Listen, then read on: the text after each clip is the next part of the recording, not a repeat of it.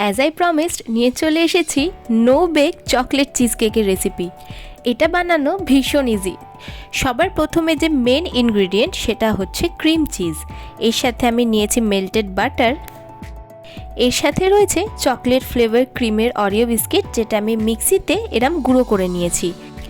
এখানে আমি নিয়েছি চিনি মিক্সিতে গুঁড়ো করে, আর এখানে নিয়েছি ডেয়ারি মিল্ক চকলেট, যেটা একটু শক্ত হয়ে গেছে বাট পরে আমি মাইক্রোওভেনে মেল্ট করে নিয়েছিলাম। নিয়েছি ভ্যানিলা এসেন্স আর ফ্রেশ ক্রিম। সবার প্রথমে বেসটা বানানোর জন্য আমি অরিও বিস্কিট আর তার মধ্যে মেল্টেড বাটারটা দিয়ে ভালো করে মিশিয়ে নিচ্ছি। আর যে মেন ইনগ্রিডিয়েন্ট ক্রিম চিজ, সেটা চাইলে তোমরা বাড়িতেও বানাতে পারো, তবে আমি এটা রেডিমেড কিনে এনেছিলাম। যেহেতু এটা নো বেক চিজ কেক, তাই এটার জন্য কিন্তু মাইক্রোওভেন বা কোনো রকম ওটিজির দরকার পড়বে না। আমি একটা এরকম স্কোয়ার বাটি নিয়ে নিয়েছি, যার নিচে ভালো করে আমি বিস্কিটের মিক্সচারটাকে চেপে চেপে বসিয়ে দিচ্ছি। এটা আমাদের বেসের কাজ করবে। ওটাকে সাইডে রেখে দিয়ে এবার আমাদের মেন কাজ, একটা মিক্সিং বোলের মধ্যে সবার প্রথমে নিয়ে নিয়েছি ফ্রেশ ক্রিম, তার সাথে নিয়ে নিলাম ক্রিম চিজটা। তোমরা অবশ্যই মনে রেখো, এটা কিন্তু অন্য কোনো চিজ নিলে হবে না, ক্রিম চিজই নিতে হবে। এর মধ্যে দিয়ে দিয়েছিলাম 1 চামচ ভ্যানিলা এসেন্স আর পরিমাণ মতো চিনির গুঁড়ো।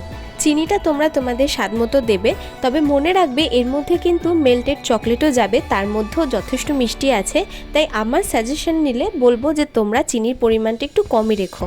এবার হচ্ছে আসল কাজ, এইভাবে একটা হ্যান্ড ব্লেন্ডারের মাধ্যমে এটাকে ভালো করে ফেটাতে হবে যতক্ষণ না ঠিক এই রকম টেক্সচারটা চলে আসছে। এই রকম ক্রিমি সিল্কি টেক্সচার আসলে তবেই কিন্তু চিজ কেকটা একদম মুখের মধ্যে মিলিয়ে যাবে। আমাদের যে বেসটা আমরা রেডি করেছিলাম, এর ওপরে এই ক্রিম চিজের ব্যাটারটা দিয়ে দিলাম এবং এটাকে ভালো করে সেট করে দিলাম। তোমরা চাইলে এই পর্যন্ত করেই এটাকে ডিপ ফ্রিজে ঢুকিয়ে দিলে সুন্দর চিজ কেক তৈরি হয়ে যাবে। তবে এটাকে আরেকটু চকলেটি বানানোর জন্য আমি এখানে সামান্য একটু ফ্রেশ ক্রিমের সাথে বাকি মেল্টেড চকলেটটা দিয়ে এটাকেও ভালো করে ফেটিয়ে নিয়েছিলাম, যাতে এই চকলেটটারও একটা দারুণ ক্রিমি টেক্সচার চলে আসে।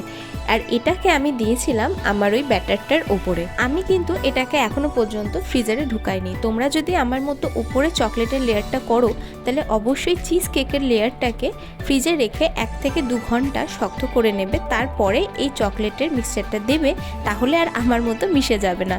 এই ছিল নো বেক চকলেট চিজ কেকের রেসিপি। কেমন লাগলো জানিও কিন্তু।